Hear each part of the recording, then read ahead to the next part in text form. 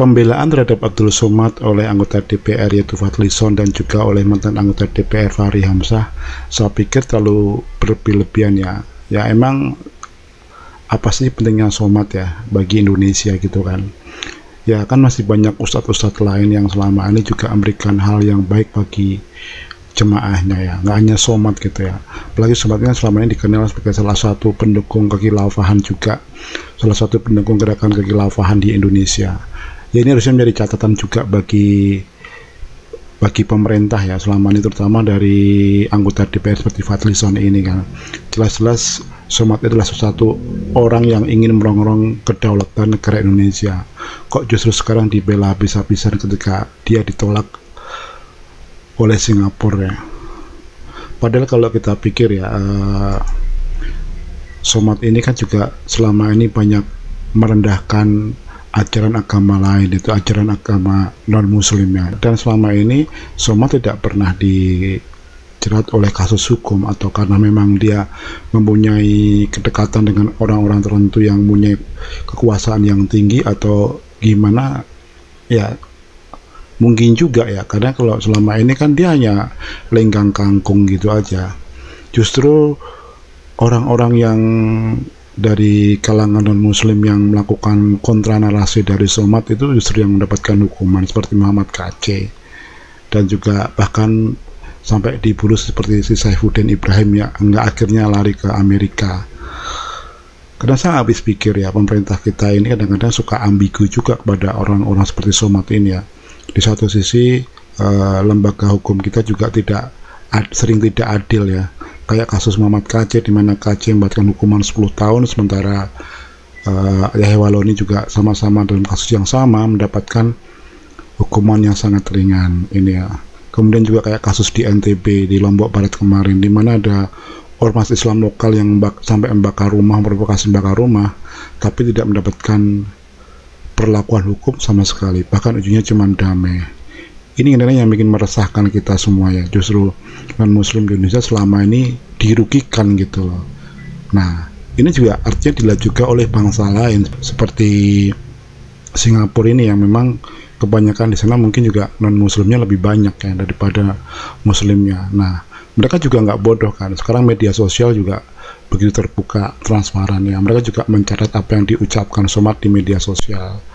Karena salah satu keberatan dari pemerintah Singapura adalah bahwa Somad itu pernah menyatakan bahwa di salib ada jin kafir. Yang kedua, Somad dianggap melakukan apa istilahnya dalam ceramah-ceramahnya itu sering membuat pecah belah atau meremehkan ajaran agama lain. Nah ini harusnya menjadi catatan juga bagi kita semuanya, bahwa ternyata negara lain pun nggak suka dengan kelakuan Somad seperti itu. Nah sekarang kok justru Somad itu dibela habis-habisan gitu ya. Ini yang menjadi pertanyaan saya, kenapa seperti itu gitu kan ya, aneh juga ya. Dan sebenarnya yang membela Somad juga orangnya itu aja, Fadlizon, Fahri Hamzah, FPI 212 yang memang selama ini mereka suka bikin gaduh dan selalu membawa panji-panji agama dalam mereka berpolitik. Atau jangan-jangan si Somad ini kena asap salib. ya mungkin juga ya, karena kadang-kadang kan namanya hukuman tuh nggak langsung seketika terjadi, tapi juga beberapa waktu kemudian ya. Ini mungkin bukan pertanda yang pertama kali ya, karena beberapa waktu sebelumnya juga si Somad juga pernah ditolak di berbagai negara yang notabene itu adalah negara non muslim ya. Jadi itu hak mereka dong kalau mereka melindungi masyarakat mereka dari seruan-seruan ekstrim seperti si Somad ini kan. Nah ini ada satu pendapat yang lucu dari netizen ya, dia bernama Ana Ogi. Dia mengatakan bahwa Abdul Somad mengaku bingung ada non-muslim marah dipanggil kafir, tapi dia sendiri marah diusir dari negeri kafir. Abdul Somad ajak umat belanja di toko muslim, tapi dia sendiri liburan ke negeri kafir Singapura.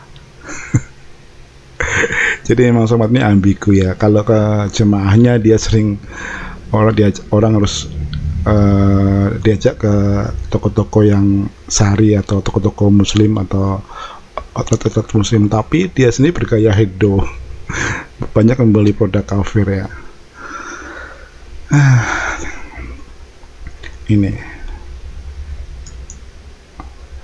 nah inilah harusnya menjadi suatu perhatian kita, bahwa orang kayak Somatnya emang untuk apa, untuk dibela-belain sedemikian rupa gitu ya, atau emang jadikan alat politik juga, cuma sebagai alat politik untuk menggalang suara oleh para politisi-politisi yang berambisi menduduki jabatan-jabatan penting di pemerintahan.